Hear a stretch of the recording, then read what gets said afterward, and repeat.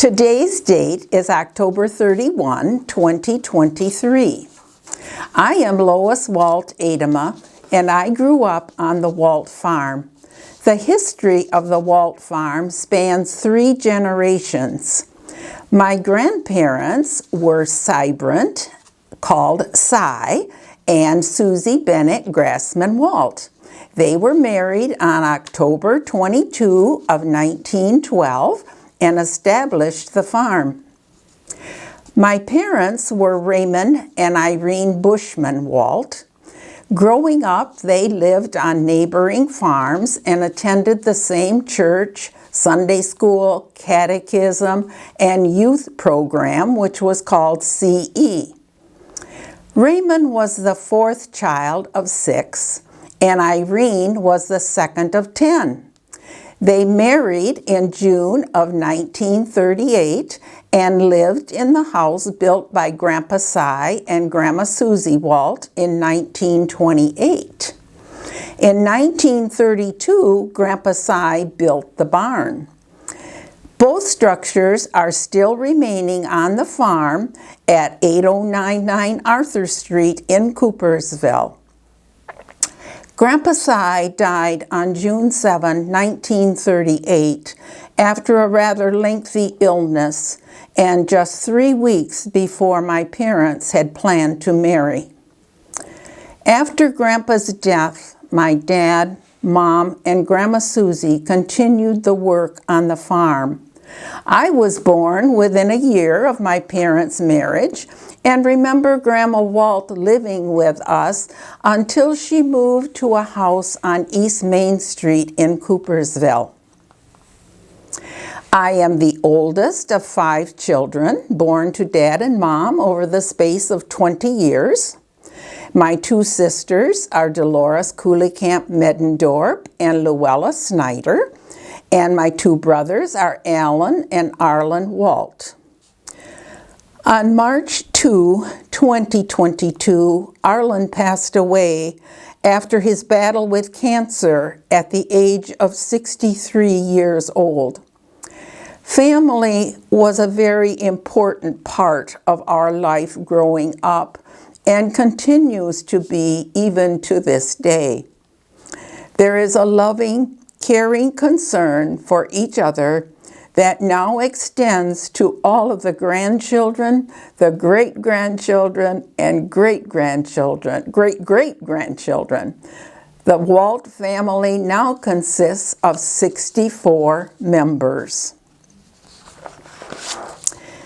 Being a part of a farming family meant you were exposed to and expected to work at an early age. A typical day began before sunrise and didn't end until well after sunset. As a young child, there were chickens to feed and eggs to be gathered. There were dogs and cats to feed, garden to be weeded, and produce and berries to be picked. As one grew older, the responsibilities increased to milking the cows morning and night, driving tractor, helping with the harvest, cleaning the barn and chicken coop of manure, getting hay down from the loft, and silage from the silo to feed the cattle.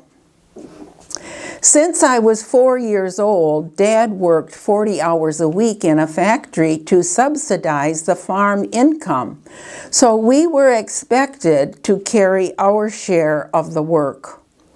The animals needed to be fed and the cows milked twice a day. Chores had to be done before we left for school each day, and needless to say, Mom helped out in a big way here. Summers were a busy time for the family. My sisters and I would drive the tractors, preparing the fields for planting and cultivating the fields of corn, pulling weeds from the hay and the oat fields, and helping Mom with the gardening and canning of fruit and vegetables. I milked cows for the last time the morning of the day I was married. The evening meal at our house was at 4 in the afternoon. That was the time Dad got home from his factory job and we kids got home from school. We would have prayer and read a passage from the Bible, and then our night of work on the farm began. I remember nights when we were shocking corn by the light of a full moon and a flashlight held so we could see to tie the strings. They were long, hard, tiring days, but I wouldn't trade them for anything. We were a family working together, loving each other, caring for the animals and the land, both a creation of God. So many of our neighbors were related to us. There was Grandpa Bushman to the west. There were uncles on both sides of the family and on both sides of our farm, and many who were just very good friends. We walked 2 miles to the Hanchett School, and in the nice spring and fall weather, I remember hearing Grandma Minnie Bushman whistling hymns as she worked in her garden. And I would often hope that Mom's car was at Grandma's, because then I could stop and have one of those great big cookies with the raisin in the center that Grandma always had on hand. And Grandpa would come in for his afternoon coffee, and that was just a very special time. The neighborhood farmers all worked together as a community. They would go from one another's farm to the other as they harvested grain, they baled straw, they filled silos, and as they went from farm to farm, the wives would feed them when they were working at each one's farm. Sawhorses with planks would be set up outside the back door, and there would be a big wash basin and some soap, and each one of those farmers would wash their hands before they came in for the meal. However, the dirt stayed on the shoes and the chaff stayed on the pants and shirts.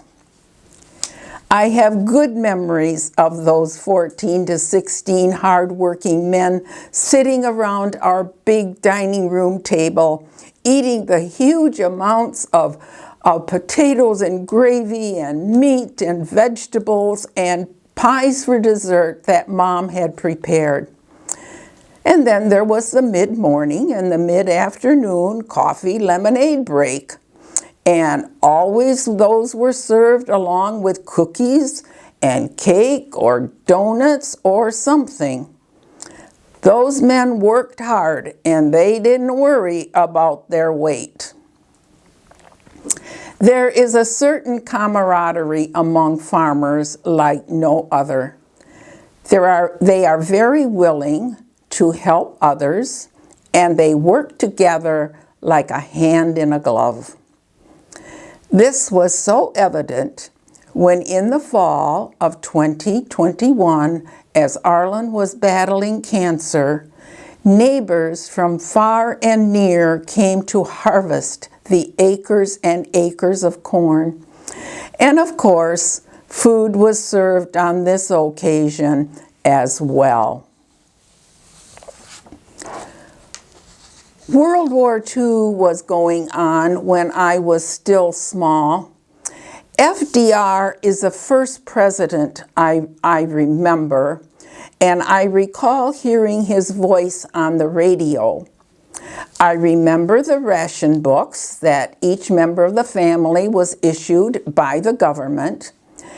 And with these coupons and stamps in the books, we could buy certain commodities at the store, such as sugar, flour, gas, coffee, things like that.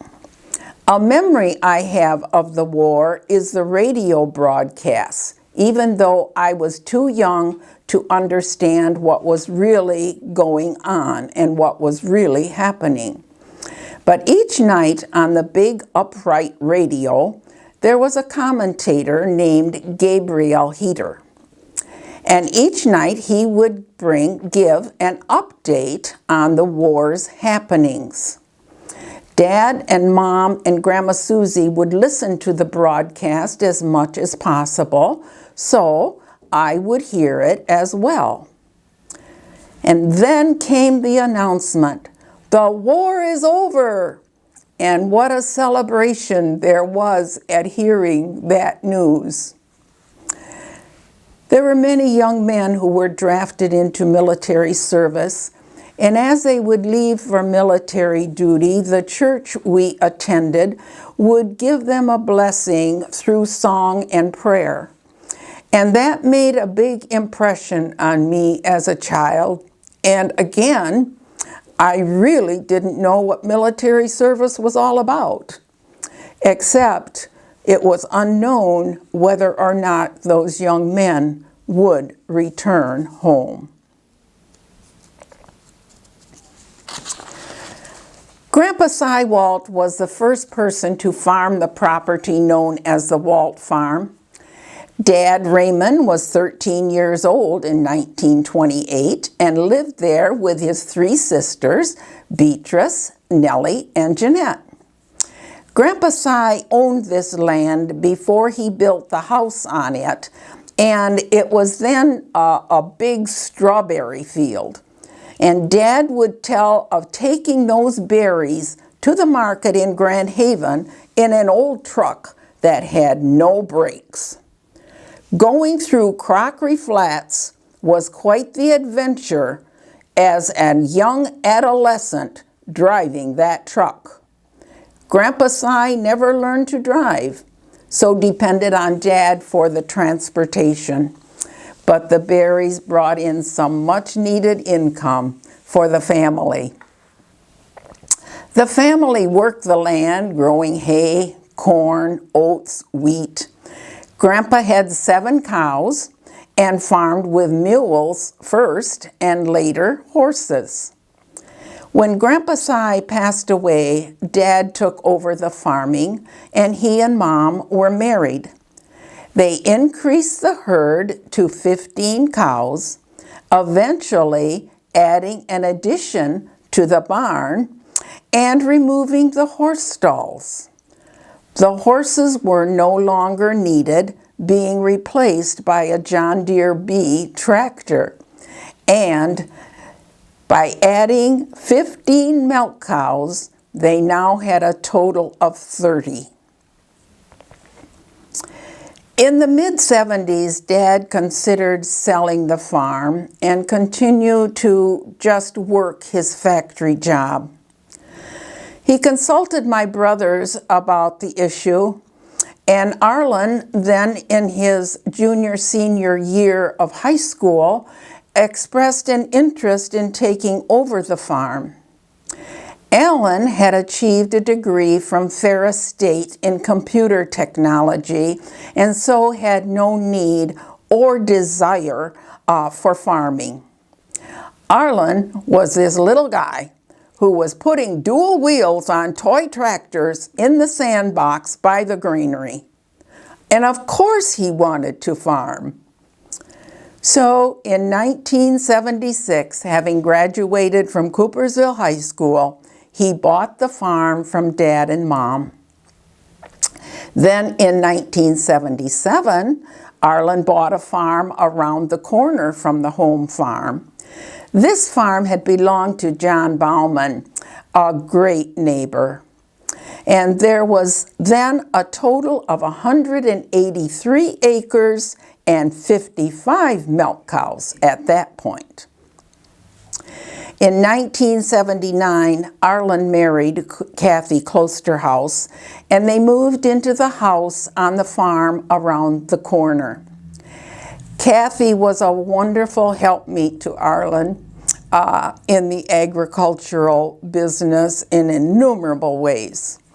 Arlen and Kathy had 2 children, April and Cybrant. Yes, Cybrant was named after his great-grandfather.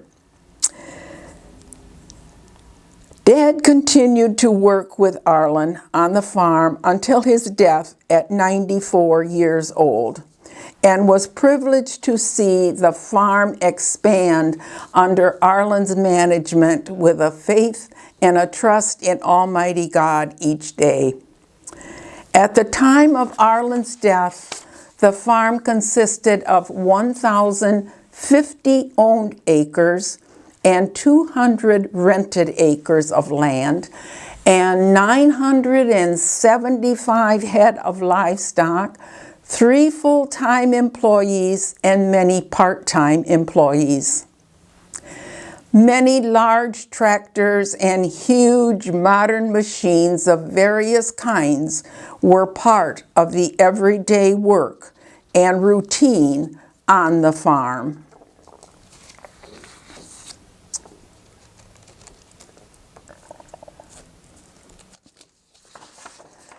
The changes that have taken place in farming in my lifetime are phenomenal.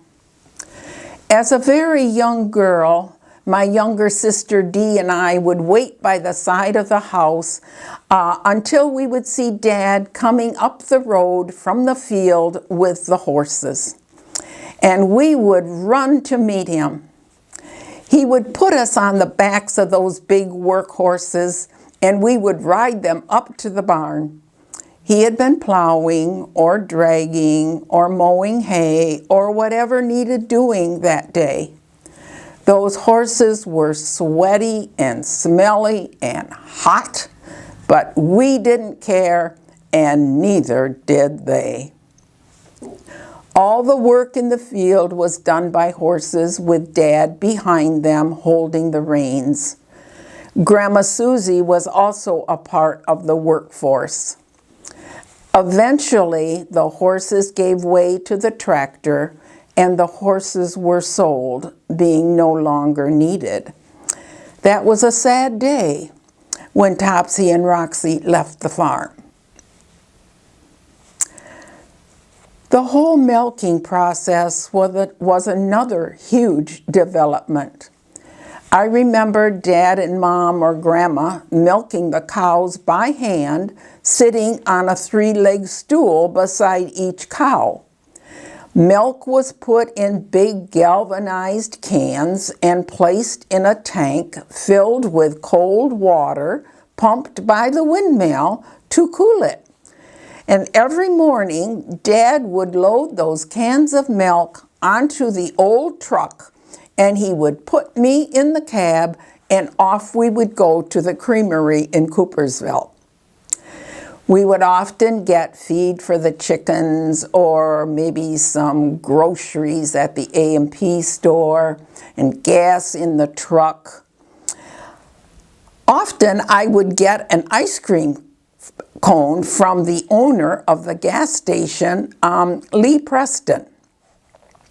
He would say to me, "Lois, have you had your ice cream today?" And then he would give me an ice cream cone and give Dad a big laugh.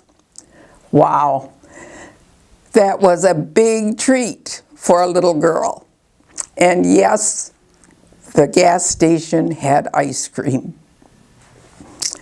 Milking became easier as the milking machines came into use. A big change came when in 1992, Arlen added a state-of-the-art milking parlor. The photos show the old milking equipment and the cows leaving the stanchion barn for the last time. From then on, the milking was done in the parlor. So now, when I see those monster machines automatically moving across the fields, preparing the soil, planting the crops, and then harvesting it all, my mind can hardly comprehend what I am seeing. The big milk tankers now park by the barn's milking parlor as the machines milk the cows, again, nearly automatically, and the milk flows through the pipeline into the refrigerated tanker. It is ready to be delivered to the processing plant. There's a gigantic leap from that flatbed truck carrying those cans of milk to the big tanker filled with chilled milk. What a change I have witnessed. I am so grateful to God for the heritage that is ours as a family. Our parents were committed to each other, their children, and first and foremost to their Creator and Father God. They instilled within each of us a love for God and Jesus Christ, and taught us a wonderfully strong work ethic. Life wasn't always a bed of roses, but how appreciative I am today for all the experiences.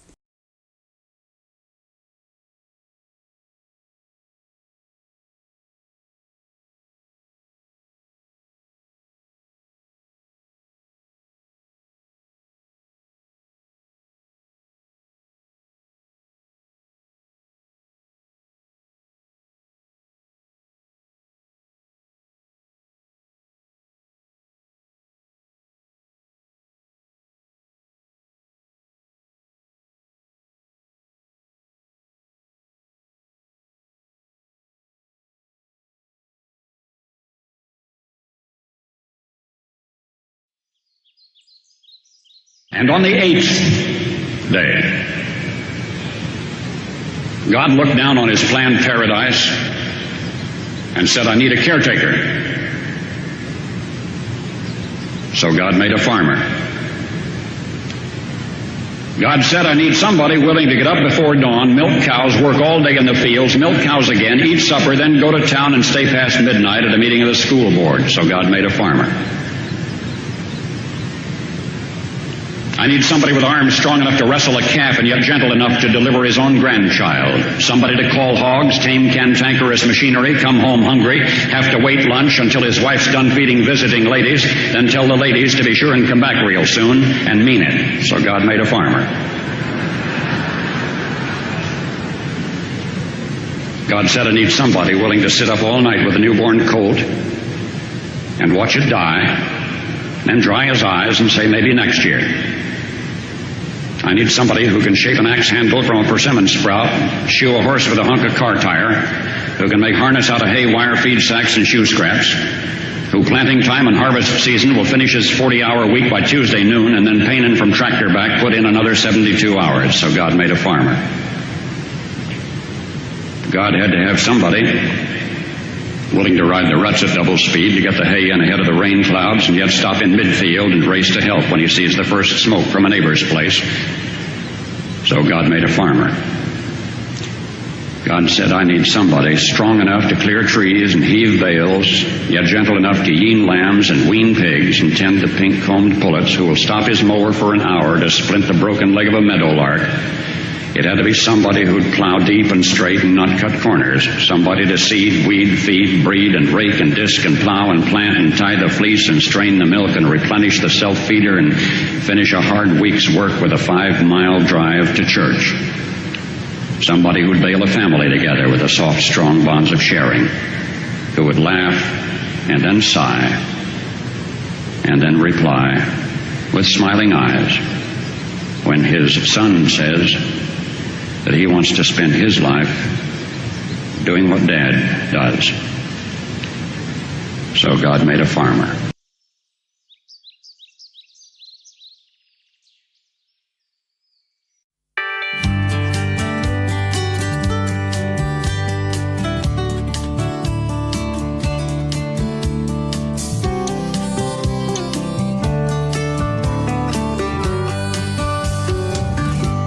Summer sun and winter cold, we bring in the harvest and try to get it sold. Picking corn, planting wheat, working this farm, doing what I please, doing what I please, what I please, feeding the world, doing what I please, working cows and baling hay. We're riding the deer every night and day, digging spuds and fighting weeds, working hard, doing what I please, doing what I please, what I please, feeding the world, doing what I please. I'm getting it done, dawn to dusk each day, not much sleep, not much pay.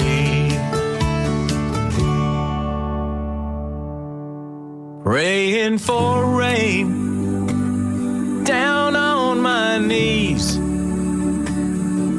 American farmer, doing what I please. An American farmer, doing what I please. Just an American farmer, doing what I please.